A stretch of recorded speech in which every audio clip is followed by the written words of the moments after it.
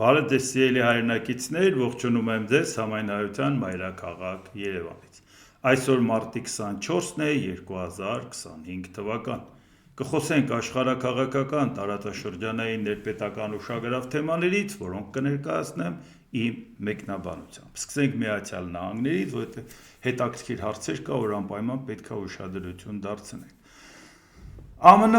բարձրաստիճան պաշտոնյաներն այս շաբաթ կայցելեն Գրենլանդիա։ Այս այցը տեղի կունենա կղզու անեքսիայի մասին ԱՄՆ նախագահ Դոնալդ Տրամփի հայտարարությունների ֆոնին։ Պատվիրակությունը կգլխավորի ԱՄՆ փոխնախագահ Ջեյ Դի Վենսը, իսկ նրա կազմում կլինեն Սպիտակ տան ազգային անվտանգության հարցերով խորհրդական Մայք Ուոլցը եւ էներգետիկայի նախարար Քրիս Ռայդը։ Հիմա ինչ է ասել ԱՄՆ փոխնախագահ Ջեյ Դի Վենսը։ Դանիան, որը վերահսկում է Գրենլանդիան, չի կատարում իր աշխատանքը, նա լավ դաշնակից չէ։ Եթե դա նշանակում է, որ մենք պետք է ավելի շատ տարածքային շահեր ստանձնենք Գրենլանդիայում, ապա նախագահ Տրամփը կստանա այն։ Նա թքած ունի եվրոպացիների մեզ ուղղված ճիչերի վրա։ Նա մտածում է միայն ամերիկյան ազգային շահերի մասին, ասել է Վենսը։ Ինչու է սա նաև մեզ համար շատ կարևոր։ Եթե Միացյալ Նահանգները այնուամենայնիվ մտածի անեքսիայի ենթարկել Գրենլանդիան, մենք ինչ ենք ակնկալում նոր աշխարհակարգից, ոնց է նա ագրեսոր համարելու Ռուսաստանին, ոնց է ագրեսոր համարելու Ադրբեջանին, ոնց է ընդհանրապես ուժի դիրքով աշխարհակարգ փոխելու դեպքում իր համակարգը լինելու ուժերների կողմը եւ մենք դրանից շահած դուրս գանք կամ գոնե նվազագույն կորուստներով կամ գոնե առանց կորուստ։ Այսինքն սա իսկապես մեզ համար մտահոգիչ է, որովհետև իրանք ինչի են պաշտպանում Ռուսաստանի շահը, որովհետև հենց նույն բանը ցանկանում են իրենք անել։ Առավել ևս, խնդիրը տեսեք ինչին է վերաբերում։ Ընդամենը վերջերս եղավ խորհրդարանի ընտրություններ Գրենլանդիայում։ Գրենլանդիան ունի լայն ինքնավարություն։ Անգամ ունի իրավունք, որ կարող են հանրաքվե անել եւ անկախություն հռչակել կամ միանալ որևէ մեկին։ Այդքան լիազորություններ իրանց տվել է Դանիան, բացի լայն ինքնավարությունը։ Բայց խորհրդարան անցած 4 ուժերից ոչ մեկը ցանկություն չունի Միացյալ Նահանգներին միանալու հետ կապված նման որոշում կայացնել։ Ընդհակառակը համատեղ հայտարարություն արեցին, որ իրանց համար դա անընդունելի է։ Կա իհարկե ենթադրենք ուժ, որն ասում է Ամերիկայի հետ ավելի սերտ համագործակցենք, բայց դրա տակ չի տեսնում Ամերիկայի կազմ մտնել ընդհանրապես։ Եվ ընդհանուր եկել են մի եզրակացություն, ինչքան էլ անկախությունից խոսեն, Դանիայից անկախանալու իմաստը չեն տեսնում։ Դանիան տալիս է իրենց բյուջեի կեսը ֆինանսավորում է եւ բավական մեծ արտոնյալ հնարավորություններ է ստեղծել։ Բացի դրանից 90%-ը գրենլանդական էսկիմոսներ են, որոնք որ իրանց ազգային ինքնությունը պահպանում են, որևէ խնդիր չունեն։ Ընդամենը 10%-ն են այլ եվրոպացիներ։ Բայց այդ պարագայում նա գիտի, որ Միացյալ Նահանգների կազմ մտնելու դեպքում այնտեղ ազգային պատկանելիության խնդիր չկա, բազմազգ պետություն է, բայց ցուցանիշը դա քաղաքացիությունն է, որևէ նահանգի կարգավիճակով մտնել նշանակում է իրանք իրենց ազգային ինքնությունը ուղղակի կվերանա։ Իրանք ցանկանում են պահպանել իրենց ազգային ինքնությունը իրանց տարածքում, որը համենայն դեպս ավելի քան 1000 տարի առաջ հայտնագործած է հենց իրանց կողմից։ Եվ այս պարագայում հիմա երբ որ արդեն ընտրություններից առաջ Ամերիկան գնաց բանակցեց ընդդիմադիր գործիչների հետ, առաջարկեց միլիարդավոր դոլարներ գայթակղիչ ամեն ինչ առաջարկեց, մարդիկ մերժեցին։ Հիմա մերժելուց հետո ասում է գիտեք ինչ լավ դաշնակից չի Դանիան, ինչի է պետք է մենք այնտեղ զորք ունենանք եւ վերահսկենք, բայց հարց է ծագում։ Գրենլանդիան, որը գտնվում է Դանիայի կազմում, Դանիան էլ ՆԱՏՕ-ի հիմնադիր անդամ պետություն է։ Ամերիկան է շատ տեղեր ՆԱՏՕ-ի անդամ պետություններում զորք ունի եւ ինչ է ստացվում, որ երկրում որ զորք ունի կանգնելու ասե այդ երկիրը վերցնում եմ։ Այն դեպքում, երբ որ ընդամենը վերջերս ասեց, եթե այդ երկրների վրա հարձակվեն, ՆԱՏՕ-ի 5-րդ կետի հիման վրա չեն պատրաստում նրանց անվտանգությունը պաշտպանել, բայց այդ երկրներում ինչ է անում։ Այսինքն այդ մուննաթը որն է, կամ ումից է պաշտպանում Գրենլանդիան, ով է պատրաստում Գրենլանդիայի վրա հարձակվի։ Այսինքն ՆԱՏՕ-ի անդամ, Եվրամիության անդամ Դանիայի տարածքի վրա ով է պատրաստում հարձակվի, որ ումից է պաշտպանում։ Ասում պաշտպանում եմ չգիտեմ ումից, բայց եթե ես եմ պաշտպանում, ուրեմն պետք է միացնեմ ինձ։ Եվ այս լոգիկան շատ է խանգարում նաև մեր պարագայում, ոչ միայն մեր պարագայում, որ ասենք Հայաստանի հետ կապված, այլ նոր աշխարհակարգի պարագայում, որն է աշխարհի հետ վիճակը լինելու, չէ որ որոշ ժամանակ անցնելուց հետո, երբ որ հիմա Դոնալդ Տրամպը գործնականում հարաբերությունը փչացնում է բոլորի հետ, ու այնպես էլ չի, որ բոլորի հետ փչացնելով Ռուսաստանի հետ լավացնում է, էդ էլ այդպես չի, էդ էլ կյանքը ցույց կտա, որ դա չի ստացվելու, բայց հարևանների հետ, Լատինական Ամերիկայի պետությունների հետ, Չինաստանի հետ, Եվրամիության անդամ պետությունների հետ, բոլորի հետ հարաբերությունը վատացնելու պարագայում, նույնիսկ եթե պատկերացնենք, որ ինքը անեքսիայի կենթարկի Գրենլանդիան, ամբողջ աշխարհի հետ հարաբերությունը փչացնելուց հետո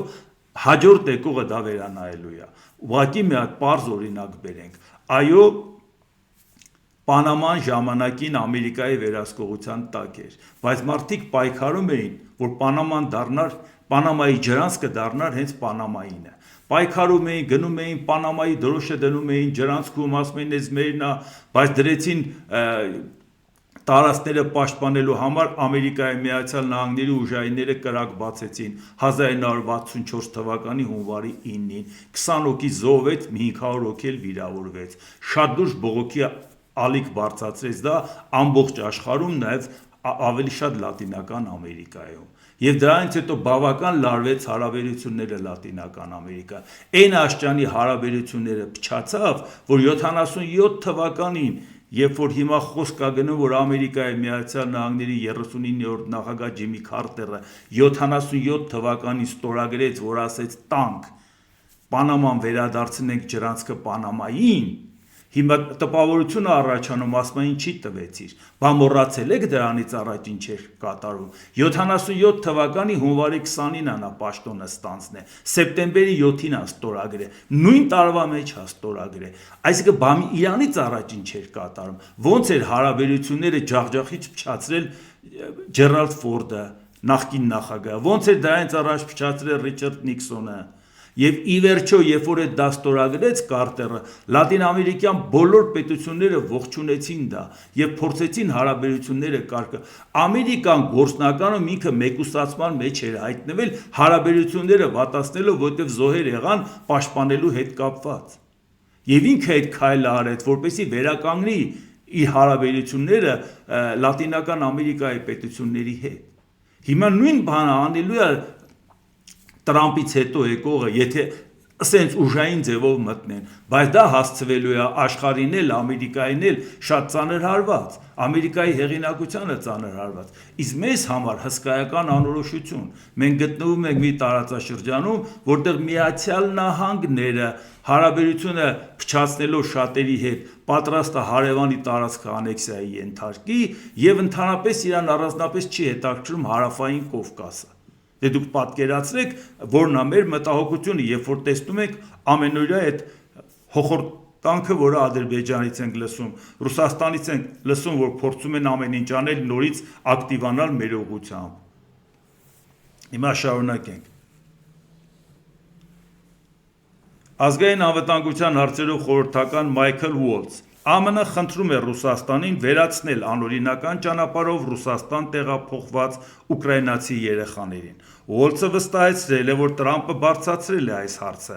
երբ Զելենսկու եւ Պուտինի հետ խոսել է գերիների փոխանակման մասին։ Ուկրաինացի երեխաների վերադարձի գործընթացը վստահության ամրապնդման միջոցներից մեկն է։ Հիմա հարց է ծագում. Եթե գիտեք, որ տեղի է ունեցել հանցագործություն, ուկրաինացի երեխաներին գրաված տարածքներից տեղափոխել են ապօրինի, տեղափոխել են Ռուսաստան, այդ փաստը բացահայտվելու հետ կապված միջազգային քրեական դատարանը օրդեր տվեց Պուտինին ձերբակալելու համար, հատուկ հեծեց կետերի համար, այս հանցագործությունների համար, իսկ ինչ արեց Դոնալդ Տրամպը, օրդեր տվող դատավորների նկատմամբ սանկցիա կիրառեց։ Բայց դրանից հետո խնդրելս ո՞րն է։ Այսինքն ագրեսորին, որն եկել է մարդիկ է գողացել, ապօրինի տարել է, այդ մարդու հետ ընկերություն ես անում ու այն աշճանի է շահերը զիջում, որ հիմա խնդրում ես, ասում ես, լավ էլի, խնդրում եմ այդ մարդկանց հետ, դու խնդրելը ո՞րն է։ Եթե խնդրում ես, արդեն իմաստը կորում է այդ արածի։ Իսկ հիմա, երբ որ Դոնալդ Տրամպն ասում էր, որ այ ես նաև Պուտինին խնդրել եմ, որպեսզի Կուրսկում շրջափակման մեջ հայտնված զինվորներին բաց թողեն չոչնչացնեն, մարդասիրական քայլ անի, Պուտինն էլ ասում էր կամ զենքը վայր կդնեն կամ կոչնչացնենք, տենց է չհասկացանք, որ զենքը վայր չեն դրել, ոչնչացրածներն ուր են այդ հազարավոր զինվորները, կա տենց որ տանեն մարդկանց ցույց տան, որ գիտեք ինչ, դե զենքը վայր չդրեցին եւ ոչնչացրեցին։ Չէ, իրականում դա այդպես չի։ Իսկ հիմա նայենք ռուսական ռազմական Z Telegram ալիքները, հատկապես ռուսականն եմ կարդում, որովհետև շատ ինֆորմացիա է տարածվել, այլևս չեն կարողանում թաքցնել։ Հայտնում են, որ Ուկրաինայի զինված ուժերը կարողացել են մտնել Բելգորոդի մարզի Կրասնոյարսկի շրջանի Դիմիտրովկա բնակավայր, մարտերը ընթանում են գյուղի հարավային ծայրամասերում։ Սա միակ տեղը չի, որտեղ մտել են, Բելգորոդի մարզ մտնելով ցանկանում են իրանք նաև ամրապնդել դիրքերը, գիծը, ֆրոնտը այնպես տանեն, որպեսզի նաև կարողանան անվտանգության հնարավորություններ ստեղծեն Խարկովի համար, որ ռուսները հավանական առաջխաղացում չունենան, եւ այս պարագայում, բայց չգիտես ինչի, ոնց որ թե Տրամպը Ռուսաստանին խնդրում էր, որպեսզի խնայեն Կուրսկում ուկրաինացիներին, բայց ուկրաինացիները մեկ ուրիշ տեղ ճեղքում ու առաջ են գնում, եւ ռուսները դրա դեմը չեն կարողանում առնել։ Սա էլ ուղղակի նրա համար, երբ որ Ամերիկայի Միացյալ Նահանգների նախագահն ու իր ադմինիստրացիան ուղղակի հիացած են Ռուսաստանի հատուկ ծառայություններով, անգամ ասում են KGB-ում ամենաինտելեկտուալներին էին ընդունում, իրանց սեփական հետախուզական տվյալներին այլևս չեն հավատում, մարդկանց էլ կրճատում են, հավատում են ռուսական հատուկ ծառայությունների ասածը, որ շրջափակման մեջ են ընկել, որովհետև դեռ ռուսական հատուկ ծառայություններն են ասում։ Հիմա տեսեք իրականում ինչա կատարվում։ Եվ այս ընթացքում նաև պատահական չի մի հատ էլ ուղղակի նայենք, այդ որ հատուկ ծառայություններն էր, որով այսպես Ամերիկան հիացած է։ Այն հատուկ ծառայությունները, որ տարել էին հաշվարկը դրել էին Պուտինի սեղանին, KGB-շնիկ Պուտինի սեղանին, որ իմացի հանկարծակի հենց մտնենք Ուկրաինա, այմար տեսիրա նախագահ փախնելու է, չի մնալու, այդ մեկ, այդքան ռուս է ապրում այնտեղ, մեզ աղուհացով դիմավորելու են, այնտեղ բավական ռուսամետ ուժեր կան, միանգամից պառակտվելու են, այդ ընթացքում մենք այնպիսի առաջխաղացում ենք ունենալու, որ 3 օրում գրավելու ենք Ուկրաինան, Ուկրաինան 3 օրից ավել չի էլ դիմանա, բայց այդ հատուկ ծառայությունները չէին Պուտինին զեկուցել, որի հիման վրա ինքը ռազմական պլան էր կազմել։ Տրամպը ոնց է այդ հատուկ բա Պուտինն էլ ասում էր ամեն ինչ գնում է համաձայն պլանի, այդ է պլանը, որ 3 տարուց ավելակրվում է։ Բացի դրանից, բայց հատուկ ծառայություններն ուր էին, որ չէին պարզել, որ աշխարհի երկրորդ բանակը առնվազն փուչիկ է, այտենց բան չկա, գնում են տեսնում են տեխնիկայի խայտարակ վիճակը, միտեղ ասենք չկա պահեստանյութ մասեր չկա, միտեղ քսայուղեր չկա, միտեղ չգիտես վառելանյութ չկա, միտեղ խայտարակ վիճակը, այդ ամեն ինչը հենց այնց գցած է պահեստներում, ոչ մի նորմալ աշխատող սարքավորում չկա, որը հանում են չեն կարողանում հանեն, որ աշխատացնեն։ Բա ուր էր այդ KGB-ն, ուր էր այդ հատուկ ծառայությունը, որ գնար նախագահային զեկուցեր, ասեր կոռուպցիան կերել է այս բանակը, մենք այս բանակով չենք կարող Ուկրաինայի վրա հարձակվենք։ Եվ հիմա Ամերիկան հավատում է նրանց ինֆորմացիային եւ չի հավատում նույնիսկ իր հատուկ ծառայություններին։ Իսկ հիմա ուկրաինական դրոնները արդեն հարվածներ են հասցնում Ռուսաստանի տարածքներին, արդեն չեն կարողանում դա էլ թաքցնեն։ Մենակ ասենք այն Էնգելսի օդանավակայանի խփելով եւ նավթավերամշակման գործարանի մի խայտարակ վիճակի հարվածների արդյունքում շատ լուրջ հետևանքներ ունեցավ։ Անկամ ռուսները այնքան փնտի ձևով էին պահում իրանց ռադիոակտիվ նյութերը, որ անգամ ասում են ռադիոակտիվ ֆոնն է փոխվել, ում մտքով կանցներ, որ կտանեն տենց անկապտեղ ռադիոակտիվ նյութեր կպահեն։ Անգամ այս կարգի բաներ, ինչքան պետք է թաքցնեն, որ ասեն դրոններին մենք օդում խփել ենք, այդ տեխնիկան ունենք, ուղղակի բեկորներն է անգել ներքև։ Ժողովուրդ բեկորը կարող է անգնի վերև խփես, պատահական անգնի շենքի վրա, պատահական անգնի մի այգում, պատահական անգնի փողոցում։ Բեկորը ոնց է նպատակային գալի խփում օդանավակայանին։ Բեկորը ոնց է բանը, եթե դրոնը եկել է,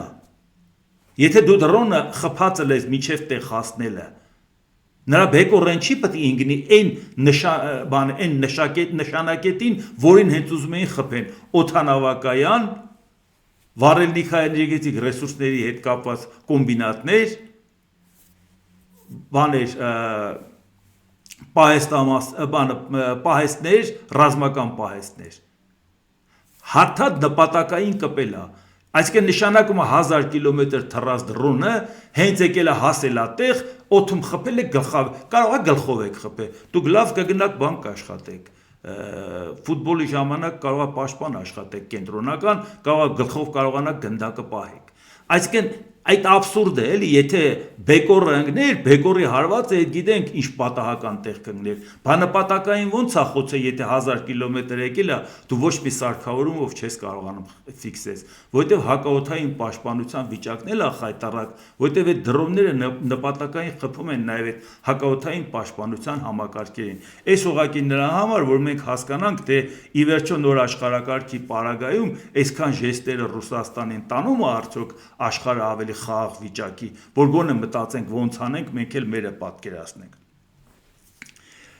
ԱՄՆ նախագահի հատուկ բանագնաց Սթիվեն Ուիթքոֆը հայտարարել է, ԱՄՆ կարող է որոշակի հանգամանքներում ռազմական գործողություններ սկսել Իրանի դեմ։ Մենք չպետք է բոլոր հարցերը լուծենք ռազմական ճանապարհով, բայց դա չի նշանակում, որ եթե մեզ որոշակի գծի տանեն, մենք ռազմական գործողությունների չենք դիմի։ Մենք դա կանենք որոշակի հանգամանքներում, հայտարարել է Ուիթքոֆը։ Ուիթքոֆը հավելել է, որ Թրամփի դիրքորոշումը մնում է անփոփոխ։ Իրանը չպետք է միջուկային ռումբ ունենա։ Մենք չենք կարող թույլ տալ, որ նրանք սկսեն ստեղծել միջուկային զինանոց, դա չպետք է տեղի ունենա, նշել է ԱՄՆ նախագահի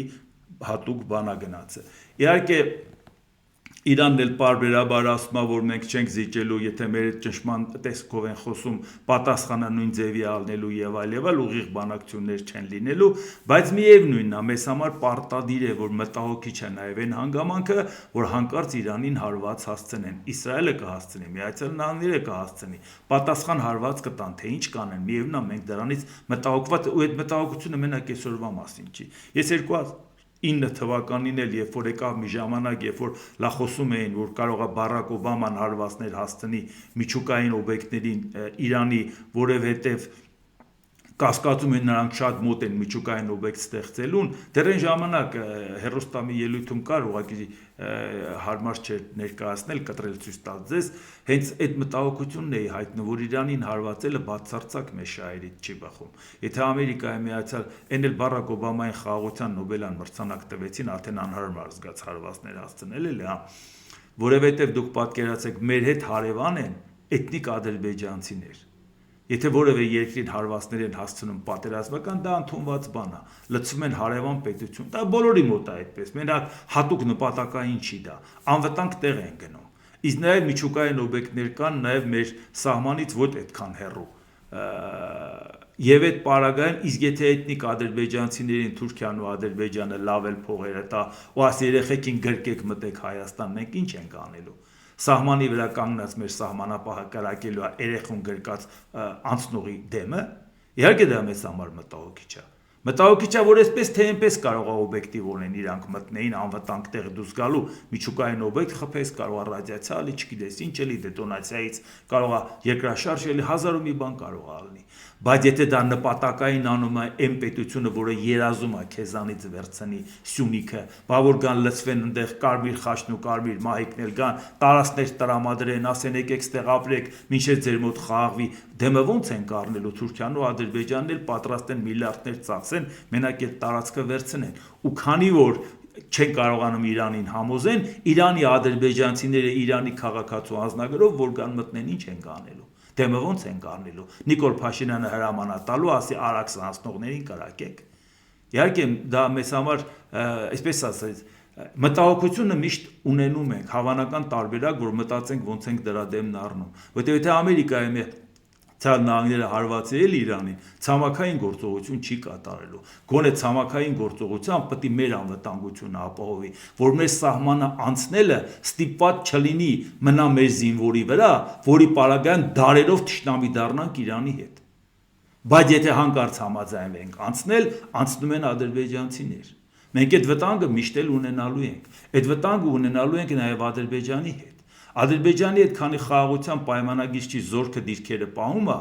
շատ փոքր տեղ է, որ սահմանապահներն են։ Այդ կատակները Ադրբեջանը չի անի, բայց վաղը մյուս օրը երբ որ խաղաղության պայմանագիր կլինի ու հաստատ գրված կլինի, որ որևէ երրորդ կողմի ուժ լինել չի կարող, մեկ էլ Ալիևն ասում է 300,000 մարդ եմ ասել տեից դուս ա եկել, մենք էլ հիմա խաղ ապրում ենք, մարդիկ է ոգևորված իրանց հայրենիք են գալի, երեխեքին գրկած գալիս են, Նիկոլ Փաշինյանը կարգադրելու ադրբեջանցի կանայք երեխեքին գրկած եկողների վրա կրակի։ Այսինքն այդ հարցը եթե մենք չպատվիրակենք ուրիշին, մենք խնդիր ենք ունենալու, մանավանդ որ մեր իշխանությունները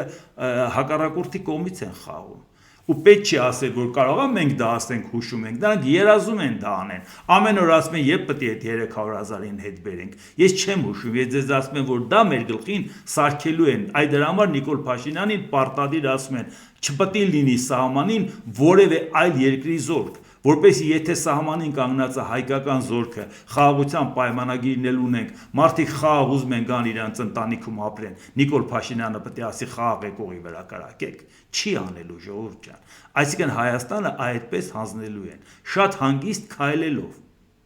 եւ դրա մտավախություն մենք հիմա պետք է ունենանք, թող Իրանի հետ կապված մտահոգություն ունենանք, որ կարան դա մեր գլխին սարքեն, այդ մտահոգությունը մենք նաեւ տրանսֆորմացնենք նաև Ադրբեջանի հետ, որ ոչ մի պարագայում net չպետք է լինի, որ մեզ ասեն, բա ոնց դու ռիսկ արեցիր հարևան պետության վրա կրակեցիր, մարդը երեխեն գրկին եկել է իր հայրենիք, ինչի ես դեմը կանգնե։ Իսկ դրանք դա հատուկ նպատակային անում են, հատուկ էլ այդ մարդկանց հետ աշխատանք են տանում։ Ձեզ չթվա թե դա ես որին ասում եմ, դա այսպես ասած գյուտ արեցի կամ էլ թե չէ ես ինչ որ բան իրանց ուշեցի։ Ոչ, իրանք շատ լավ էլ այդ ուղղությամբ աշխատում են։ Դրա համար են պարտադրում, որ Նիկոլ Փաշինյանը այդ քայլերը անի։ Ու չմոռանաք Էրդողանը դեռ երբ էր ասում, եթե հանկարծ տեսնենք Իրանը ակտիվանում է, Իրանի ադրբեջանցիներին ոտի կհանենք Իրանի իշխանության դեմ։ Այսինքն իրանք շատ լավ վերահսկողություն ունեն Իրանի ադրբեջանցիների վրա, էթնիկ ադրբեջանցիների վրա, այնպես որ իմացեք, երբ ուզենան իրանք այդ կանեն, ու մեկ էլ մի խնդիր կա, առանձնապես հիմա չեն անում, որովհետև Ադրբեջանի շահերից է բխում Փաշինյանը լինի իշխանության, բա մտածում է, որ հաջորդը գա լրիվ ուրիշ բան կարող է լինի։ Դա է պատճառը, որ հիմա առայժմ այդ հարցում իրանք ասում են, անենց համը չհանենք, որ Նիկոլ Փաշինյանը խնդիր ունենա, ժողովուրդը փողոց լցվի, ասի այս ինչ սարքեցիր մեր գլխին։ Դրա համար այդ պրյոմը մեր գլխին չեն անում, բայց մենք դա կանխարգելիչ որպես պետք է արած լնենք դեմը առնենք, որ հետո մեր գլխին չսարքեն ժողովուրդ ջան։ Կանադայի վարչապետ Մարկ Քարնին կարծում է, որ ԱՄՆ նախագահ Դոնալդ Տրամպը ցանկանում է կոտրել Կանադան, որպեսզի ամերիկյան կարողանա տիրել հարևան երկրին։ Քարնին խոստացել է չհանդիպել Տրամպի հետ, քանի դեռ նա չի ճանաչել Կանադայի ինքնիշխանությունը։ Մենք բախվում ենք մեր կյանքի ամենակարևոր ճգնաժամին, նախագահ Տրամպի չարդարացված գործողությունների պատճառով։ Մեր պատասխանը պետք է լինի ավելի ուժեղ տնտեսություն եւ ավելի անվտանգ Կանադա կառուցելը, ասել է Քարնին։ Իդեպ ուշադրություն դարձրեք մի հանգամանք, այդ որ ասում ա, տեսեք, մեզ Կանադանա թալանել, բոլորը թալանել են բոլոր երկրները եւ այլ,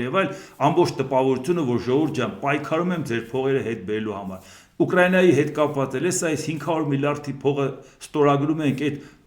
օգտակար հանածոները բերելու ենք, ժողովուրդ ջան, բայ դա փող եք դրել, դա ձեր փողն է եւ այլ։ Ով չգիտի, որ դա իրատեսական բան չի։ Ինչ 500 միլիարդի մասին է խոսքը։ Այդ ով է այդ հետախուզական տվյալները տվել, թե այնտեղ այդ հանքանյութերի վիճակը ոնց է, ինչպիսի ենթակառուցվածքներ պիտի ստեղծես, ոնց պիտի դա տեղափոխես, ոնց պիտի արդյունահանես, որ տարածքն է գտնվում հենց Ուկրաինայի վերահսկողության տակ, որը Ռուսաստանի վերահսկողության տակ։ Ես շատ արագ աշխարհագրությունը փոխվում է, քարտեզը փոխվում է, ֆրոնտի գիծը նա է առաջ գալի կամ նա է առաջ գալի։ Եվ այդ պարագայում հնարավոր է որ դա չէ, կարևորը ինքը հնչեցրեց,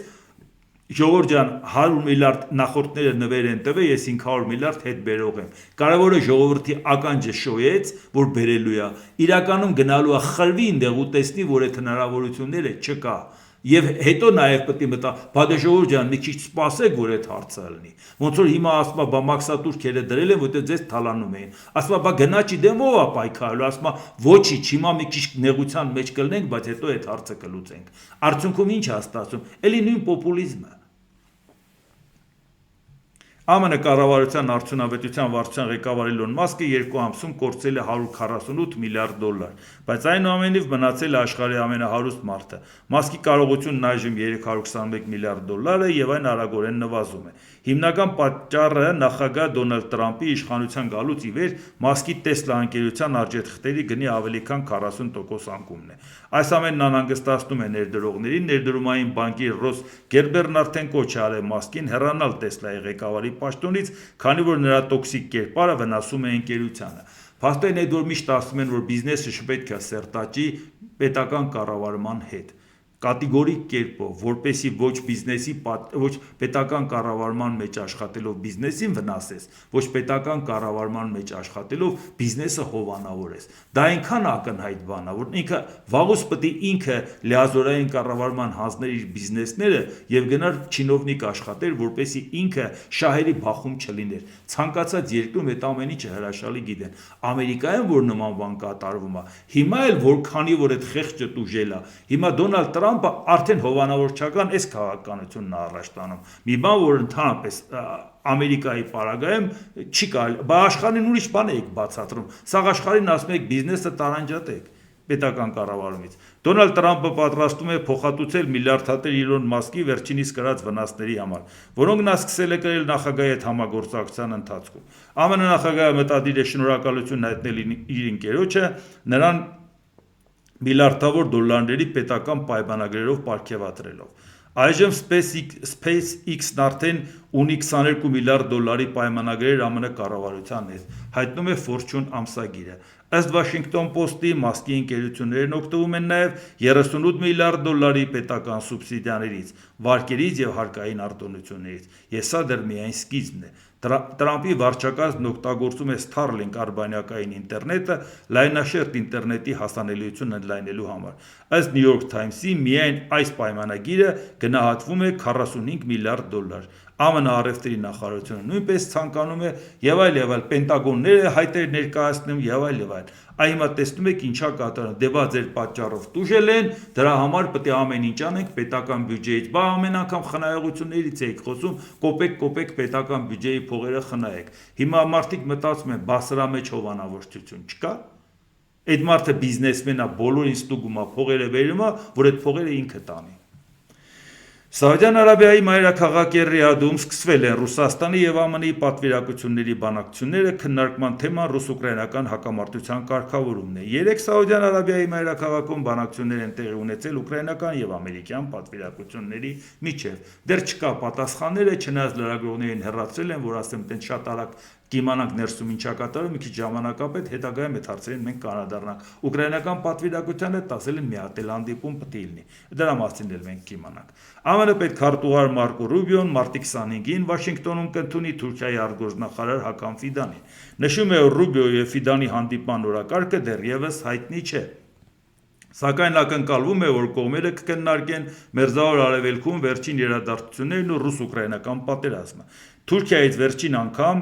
բարձր մակարդակով Թուրքիայից ԱՄՆ այց է կատարվել 2024 թվականի սեպտեմբերի 23-ին։ Սա կլինի Թուրքիայից բարձրաստիճան պաշտոնյայի առաջին այցը Տրամփի նոր վարչակազմի օրոք։ Հարց է ծագում, Թուրքիայում այդպիսի լարված վիճակ, այդպիսի խառը վիճակ, լուրնից չգիտեն կկարողանա Էրդողանը իշխանությունը պահել թե ոչ, բայց քանի որ Էրդողանը խոստացավ, որ անպայման F-35 կործանիչների թեմային նորից կանդրադառնանք, երբ որ ռազմական արդյունաբերության հետ կապված անվստահություններ առաջացել Միացյալ Նահանգների նկատմամբ, որ ասեց Ուկրաինային չեմ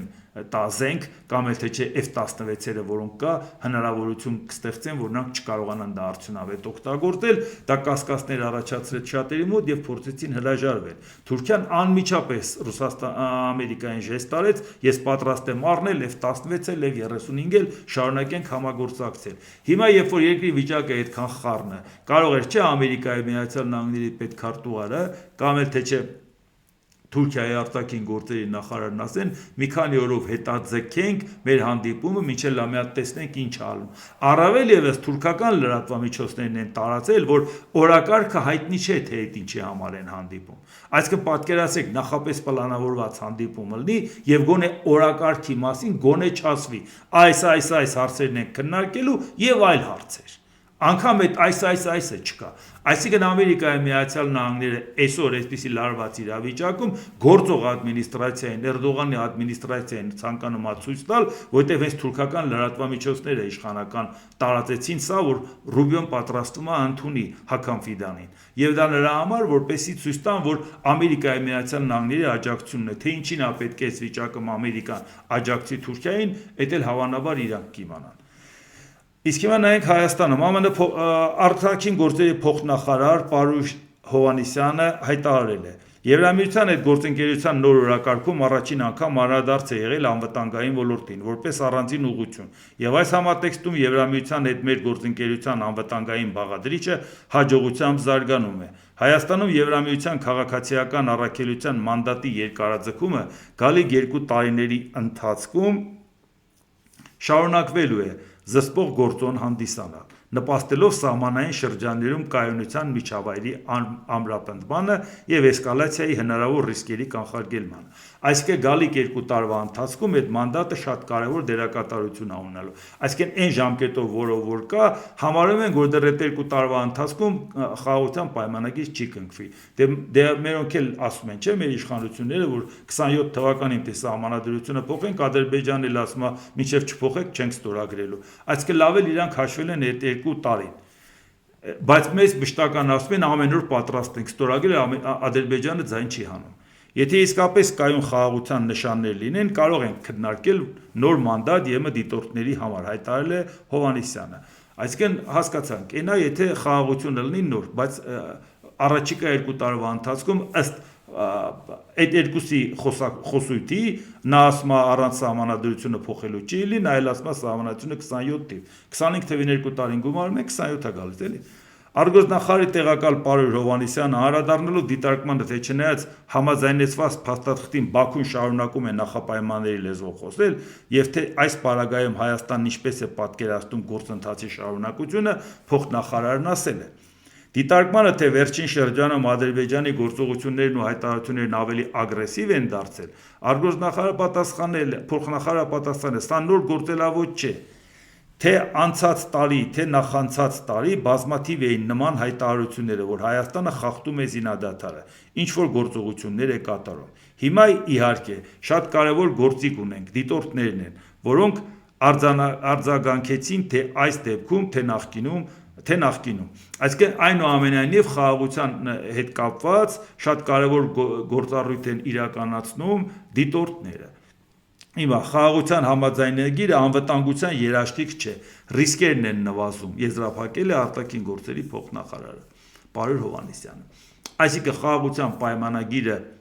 անվտանգության երաշխիք չէ, ուրիշ երաշխիքի վրա հույս չենք դնում, Նիկոլ Փաշինյանն ասեց, ուրիշների վրա հույս դրեցինք, տեսակ գլխներից ինչ եկավ, մենք պետք է հույսներս մեր վրա դնենք, մեր պայմանավորվածությունների, մեր հմտության, մեր հարևանների հետ նորմալ աշխատելու, մեր բանակի մի խոսքով։ Եվ մեկ էլ խաղաղությունը առանց միջնորդների անում ենք, եւ մեկ էլ ասում ենք, որ խաղաղության պայմանագիրը ռիսկերը նվազեցնում է, բայց անվտանգության երաշխիք չի տալիս։ Նույնն էլ ասենք ազգային ժողովի պաշտպանության եւ անվտանգության հարցերով հանձնաժողովի նախագահն էր ասում Անդրանիկ Քոչարյանը, հենց այսօր էր հարցազրույցի մեջ ասել, որ այո, էսկալացիայի պատճառ չկա, բայց վտանգը կա։ Հայ դա առանց պատճառ այդ վտանգը կա, դուք էլ եք գտնում, որ վտանգը կա։ Բա ուր եք գլուխները ջարդելով ասում եք մենակ թուղթը ստորագրենք։ Ինչը ասել նաև փոխնախարար Պարուշ Հովհաննիսյանը։ Չի կարելի ասել, թե Հայաստանը գոհ է Եվրամիության հետ վիզային ռեժիմի ազատականացման շուրջ բանակցությունների առաջընթացից։ Վիզային ռեժիմի վերացման շուրջ բանակցությունները Եվրամիության հետ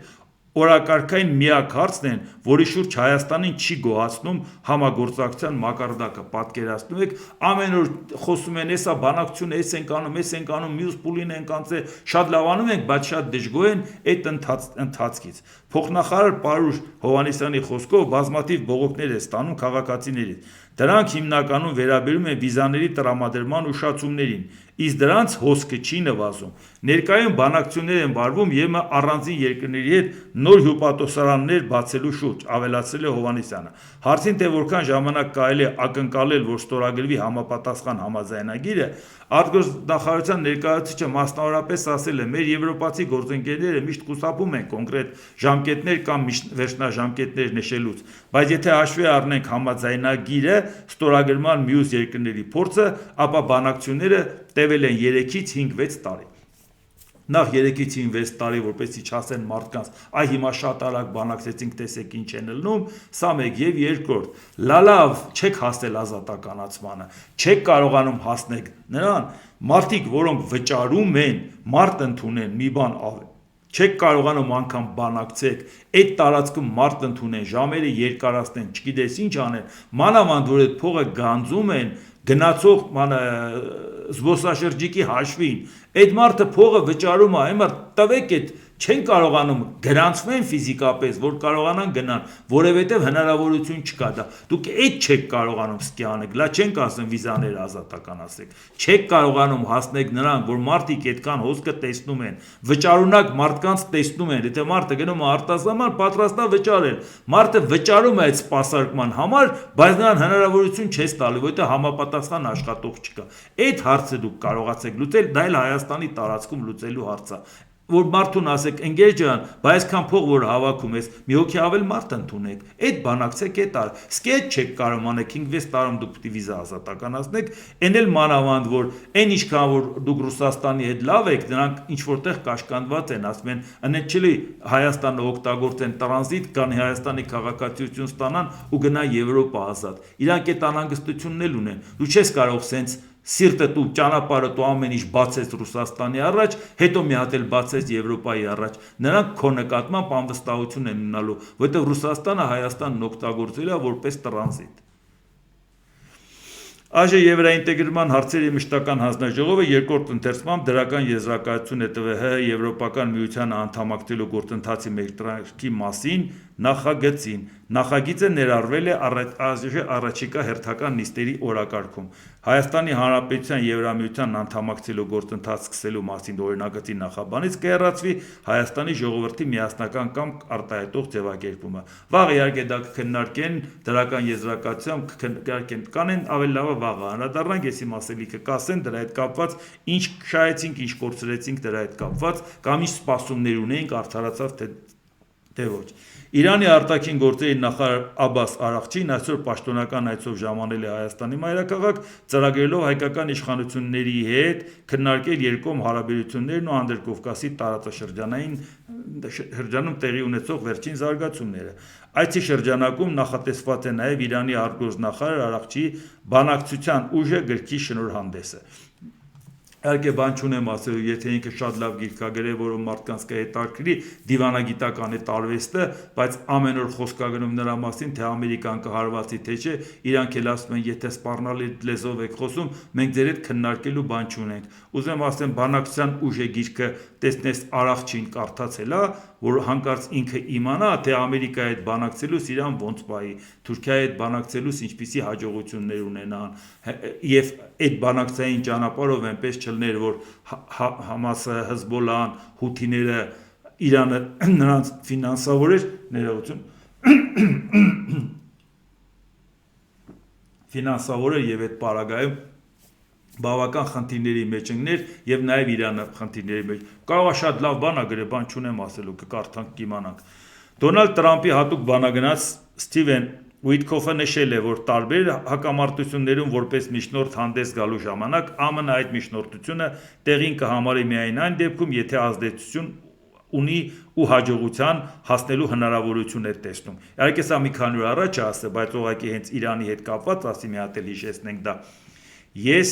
Եթե ես չեմ զգում, որ հաջողության եմ հասնելու, ինչու պիտի իմ ժամանակը ծախսեմ կամ որ ավելի վատ է Միացյալ Նահանգների ժամանակը ծախսեմ, ինչու պիտի գնամ ու նախագահին ասեմ, որ կարող ենք ինչ-որ մի հակամարտություն ավարտել երկխոսությամբ, բայց արդյունքում չկարողանանք անել դա։ Դա վատ քաղաքական ստրատեգիա կլինի, եթե ես անձամբ չեմ ներգրավում, եզրակացություններ չեմ անում ու գալիս նախագահին ասում, մենք սա կարող ենք ավարտել երկխոսությամբ կամ չենք կարող։ Ընդ որում այս հաշվարկները վերաբերում են իրանցիներին, ռուսներին, ուկրաինացիներին, նույնը վերաբերում է Ադրբեջանին ու Հայաստանին, ասել է Ուիտքոֆը։ Այս է հարցը, որ մենք անհանգստանում ենք նաև այն հարցով, որ ռազմավարական գործընկերության փաստաթուղթը իհարկե մեզ անվտանգ անվտանգության երաշխիքներ չէր տալ, այդ մասը շատ լավ գիտենք, այնպես չի որ երջանկացած հավատացել ենք դրան, բայց եւ միևնույն ժամանակ գոնե մտածում ենք, գոնե երբ որ ասում են մեր սահմանային անվտանգության հետ կապված ուսուցում անենք, այս անենք Իրանի սահմանին, պետք չի մենք չենք կարծում որ պիտի բերեն զորք բերեն կամ անգամ զորավարությունների հետ կապված եթե բերեն էլ տանելու են, բայց ամեն դեպքում մենք այդ մտավախությունը ունենք, որ Իրանի հետ կապված, եթե իրանք որևէ գործողություն անեն, մեզ պետք է երաշխիքներ տան, որ մենք կկարողանանք մեր սահմանը պահենք։ Այդ դա վտանգ է, որ դա մեզ համար բանակցության հարց է լինելու, թե Իրանի հետ կապված, որ Իրանն ամեն ինչ անի, իր սահմանը պահի, որ չգնան լծվեն, թե Ամերիկային ասել, որ եթե դու մեզ հետ կապված դա հաշվի չես առնում, դա շատ մեծ պրոբլեմ է։ Այնպես որ ուզում եմ ասեմ, մենք այս հարցն էլ պիտի նայենք, որ հանկարծ շատերը չոգևորվեն, որովհետև ինչպես տեսնում ենք, Ամերիկայի Միացյալ Նահանգները հարավային Կովկասում հետաքրքրված, չասեմ մեր տարածաշրջանը, որովհետև Իրանն էլ արդեն այնքան ընդլայնվել է, որ մեր տարածաշրջանը մի քիչ մեծացել է, հասել է մինչև Մերձավոր Արևելք, որտեղ լավ էլ ներկայացված է Միացյալ Նահանգները, Իրանի հետ կապվածն էլ տեսնում ենք։ Այնպես որ մենք այս ամեն ինչի հետ կապված իմանանք եւ մեր ուշադրության կենտրոնում պահենք, որ տեսնենք մեր իշխանությունները ի վերջո արդյունքում ինչ են անում։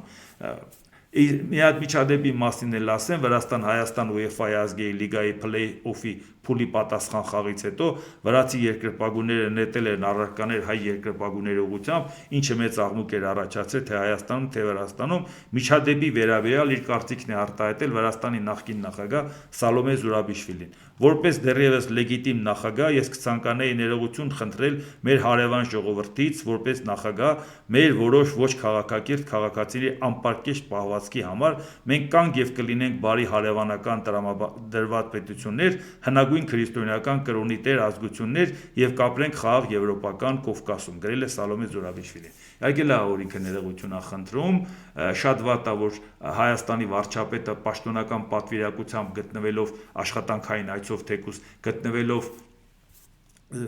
դահլիճում ստադիոնում ընդդեմ գտնվելով նաև իրանց վարչապետը տարական հարգանք է պետք իհարկե ֆուտբոլային կրքերը բոլոր երկրներում կան դրա մասին չի խոսքը բայց այդ տարական հարգանքը ուղղակի չկար որպես իրանց այդպես պահեին էլի հարևան երկրներ ենք բարեկամ երկրներ ենք իհարկե դա չեմ ուզում խորանալ ֆուտբոլի թեմայի մեջ գիտեք ժողովուրդը մարդիկ կան որ դրա մեջ հատուկ մասնագիտացված են բայց ուղղակի ուզեմ ասեմ Սալոմե Զուրաբիշվիլին ուղղակի մի հատ հիշեցնենք որ ինքը մեզ մի հատ ներողություն է պարկ երբ որ ասեց որ Հայաստանի հյուսային տարածքները դա Վրաստանի տարածքն է եւ մինչեւ այսօր դրա համար ներողություն չի խնդրել ես հիշաչար չեմ բայց հետեւողական եմ ու թարսիպես լավ հիշողություն ունեմ որը ինձ շատ է խանգարում կյանքում որ չեմ կարողանում մոռանամ այն բաները այսինքն ված չէր լինի որ Հայաստանի տարածքի նկատմամբ ոտնձգություն ունենալուց էլ ներողություն խնդրեիր երբ որ դա ընդգծված ձևով քեզնից պահանջում էին ասում են ընկեր ջան եթե թյուրիմացություն ա եղել շտկի այդ թյուրիմացությունը եթե սենց օպերատիվ արձագանքում ես որ բարի երևաս որովհետև վատ են պահի երկրպագուները ներողություն ես խնդրում դու ես վատ պահ քո համար ով պետք է ներողություն խնդրի դե ինչ այսօր այսքանը եթե հավանեցիք սեղմեք լայք կոճակը բաժանորդագրվեք Էդվարդ Տանտինյան YouTube-յան ալիքին սեղմեք զանգակ կոճակը գրեք մեկնաբանություններ գրեք հարցեր դիտեք եւ դատեք ինքներդ շնորհակալություն